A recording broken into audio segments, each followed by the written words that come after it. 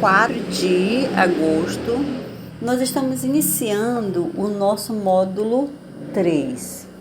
E nesse módulo 3, nós vamos falar de uma substância muito importante na vida de todos os seres. Ou seja, vamos falar da água e a distribuição no planeta. Então, nós vamos observar que, em termos geral, segundo pesquisa, a Terra é o único planeta do sistema solar que apresenta água em estado líquido. Mas vamos observar também que nem sempre foi assim. Da formação, ou seja, aproximadamente há 4,5 bilhões de anos, a superfície da Terra ela era muito diferente do que nós conhecemos nos nossos dias atuais.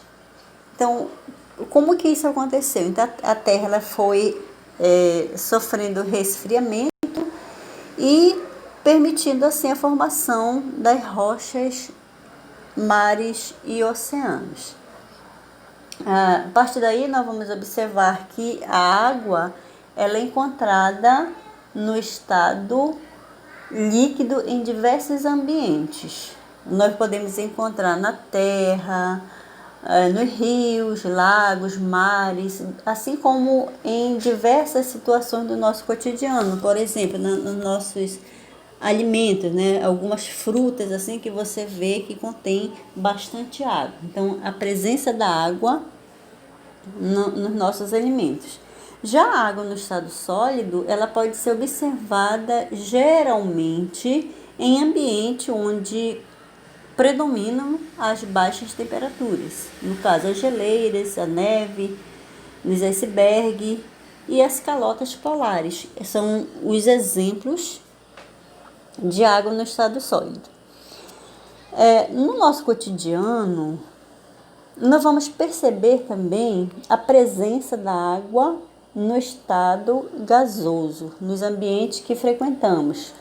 Tá? Então, a gente pode citar como exemplo você deixar o carro fora da garagem, ou seja, num ambiente aberto, aí você vai perceber que de manhã esse carro ele está como se fosse estivesse molhado, tá? Então, no caso, a temperatura baixou e a água presente no ar transformou-se em gotículas que, digamos assim, em termos geral, ela ficou ali no carro, ok? Na superfície do carro. Então, apesar da grande quantidade de água existente na Terra, somente uma pequena parte pode ser utilizada pelo ser humano, tá? Então, pequena parte é que vai servir para o ser humano, para o uso do ser humano. A maior parte da água existente na Terra, ela tem grande quantidade de sal dissolvido, então por isso ela vai tornar-se imprópria para o consumo humano. A água dos mares e oceanos, ela tem uma concentração média de sal dissolvido de 35 gramas por litro, ou seja, em cada litro de água salgada há 35 gramas de sal dissolvido nela. A água doce dos rios, lagos, lagoas, geleiras, chuvas e a presente na atmosfera terrestre apresenta uma concentração de sais dissolvido de até 0,5 gramas por litro, ou seja, em cada litro de água há aproximadamente 0,5 gramas de sais dissolvidos.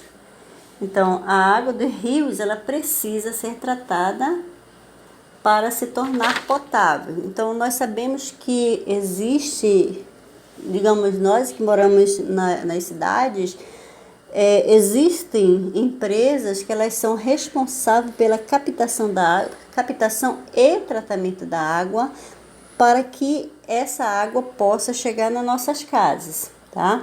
Sabemos que nem sempre é correto esse tratamento, mas as empresas elas têm toda essa responsabilidade de fazer o tratamento da água para poder jogar nas nossas torneiras.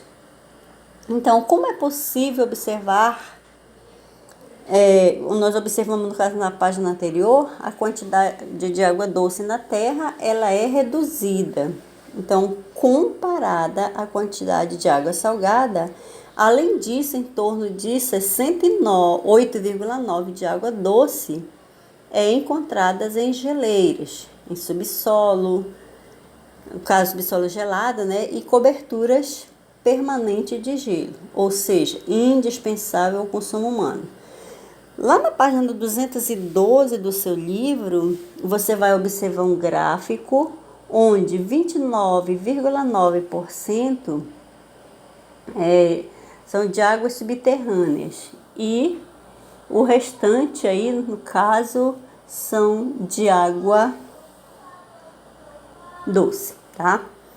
Então, de que maneira você pode contribuir para a preservação do recurso? Então, nós sabemos que é uma responsabilidade de todos nós. Todos nós temos que ter essa preocupação para com o tratamento da água, certo? E nós vamos observar também que existem algumas formas de adaptações, como por exemplo, os cactos, eles conseguem armazenar água em seu caule, onde essa água ela vai atuar tanto como órgão fotossintetizante, produzindo nutriente que a planta necessita. E vamos observar também que a água ela tem alguns componentes, tá? Então, esses componentes eles são presentes no nosso dia a dia, ou seja, dia a dia do ser humano. Então, ao longo da história, diversos estudiosos eles se preocuparam em fazer esse esclarecimento, esse estudo aprofundado para que pudesse explicar melhor os elementos que contém a água. Então aí que entra o filósofo grego chamado Empedocles. Por exemplo, ele afirmou que tudo que existe e ocupa lugar no espaço é composto por 4 elementos principais, ou seja, fundamentais no caso, que são a água, o fogo, o ar e a terra, tá? E suas combinações. Então, o mesmo seria a água, um componente fundamental. Então, a gente começa a pensar assim, a água ela é indispensável à vida de todos os seres, mas esses elementos seriam fundamental? Então aí, a partir desses experimentos, ao longo do tempo, alguns experimentos científicos, eles permitiram conhecer a composição da água, fazendo assim vários questionamentos. A água, ou seja, um experimento, ele não acontece de um dia para outro. Ele leva anos e anos para chegar a uma conclusão. Então, aí várias equipes de pesquisadores, eles passaram a trabalhar profundamente para conhecer melhor esses elementos da água.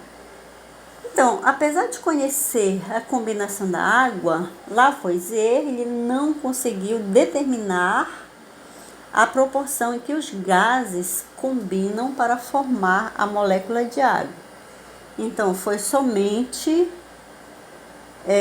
no início do século XIX que o cientista francês Joseph Lavoisier descobriu que a molécula de água ela é composta de 2 átomos, que é o hidrogênio e o oxigênio, ou seja, um átomo de oxigênio, tá? No caso, 2 átomos de hidrogênio e um átomo de oxigênio, tá? Formando assim a molécula da água, a famosa H2O.